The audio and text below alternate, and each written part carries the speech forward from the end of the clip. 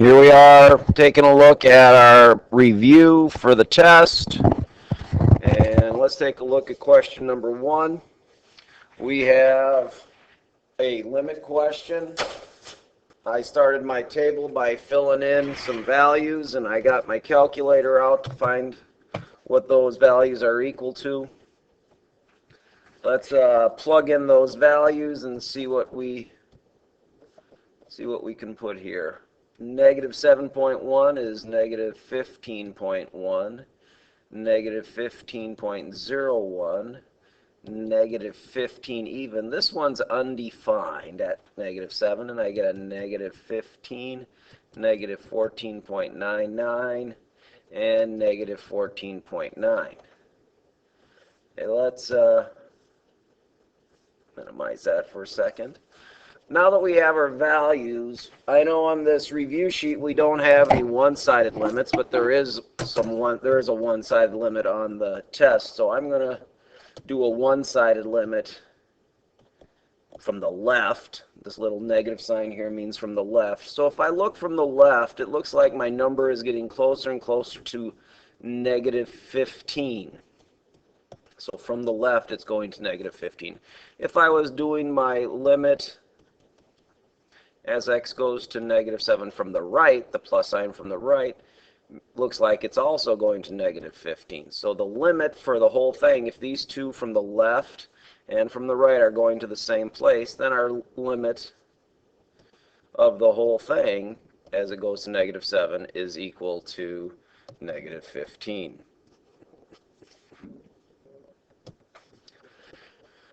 Let's take a look at question number 2. We have x squared plus 5x plus 6. Notice I put the whole thing in parentheses.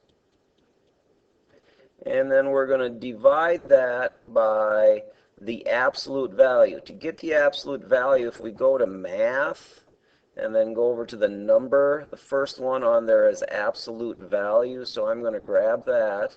Enter, which puts it in here, and on the TI-84 actually puts it in the absolute value. And then we're going to put an x plus 2 in there. And then if we go to our table, oh look, it just has the values around negative 2 the way we need it. So let's take a look and see what we get here. At negative 2.01, I get negative 0.9, and then negative 0.99, and negative 0.999. Here we get an error. And over here we get 1.001, 1.01, and 1.1. Here's another chance to talk about the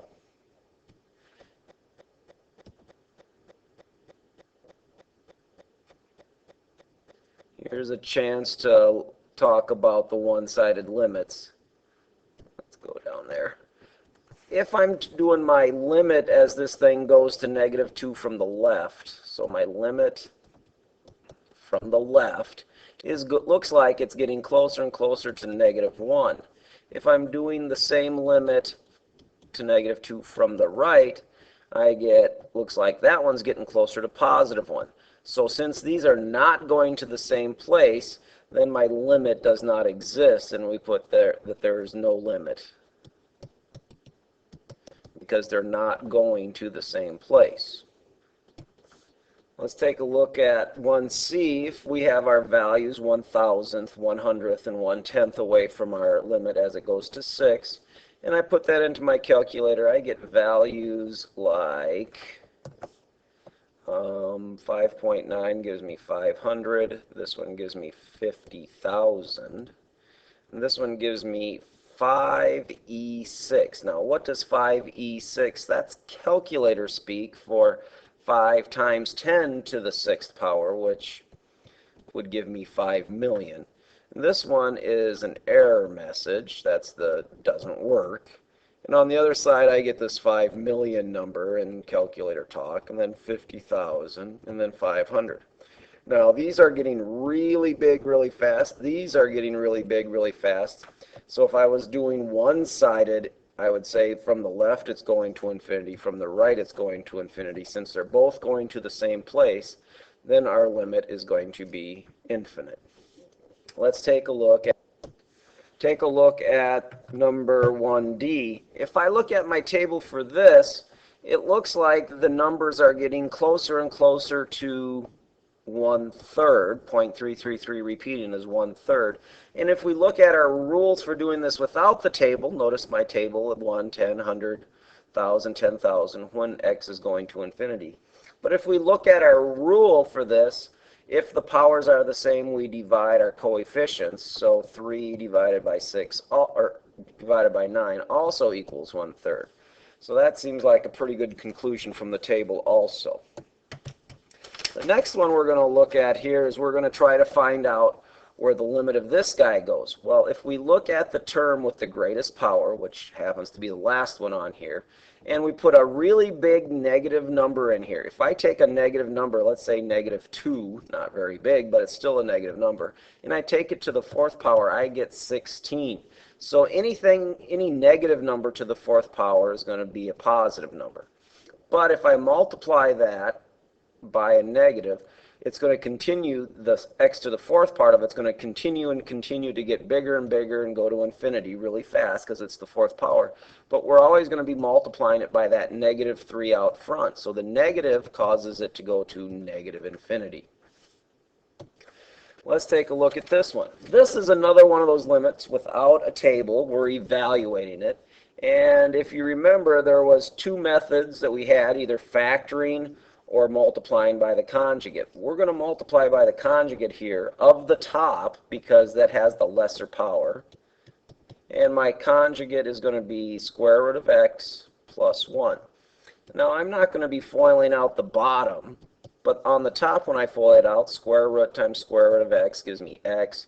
Outside go away because it's a conjugate. And then the last times last gives me -1. And if you look, the top now has that same thing as the bottom does. And so this part of it, of my limit, is the hole in my graph. So it's continuous everywhere else except for that one missing pixel at that hole. And so my graph is going to be continuous except for there. So if I put in 1 into what's left here, this becomes 1 when you divide it by itself. And I get 1 over the square root of 1 plus 1, which is the same as 1 over 2. On this one, it's the other method that we had. Let's do some factoring on this one. On the top, I factored into x plus 5 and x minus 1, all over x plus 1 and x minus 1. Same deal here. We have the same factor top and bottom that makes our graph continuous except for at this point where this guy is the whole. Mathematically, we get 1 when you divide by itself. So when I plug in my 1, I get 1 plus 5 over 1 plus 1. So I get 6 over 2, or 3. So my limit as x goes to 1 of my original function is 3. On this one, we're looking, because it's a limit as x goes to infinity, we're going to look at the largest power of the top, the largest power of the bottom. We know that we have the three cases where the power on top is bigger than the power on bottom, then it goes to infinity. If the power on the bottom is bigger than the power on top, then the limit is 0. And the third case that this one's not is when the powers are the same, then you divide the coefficients.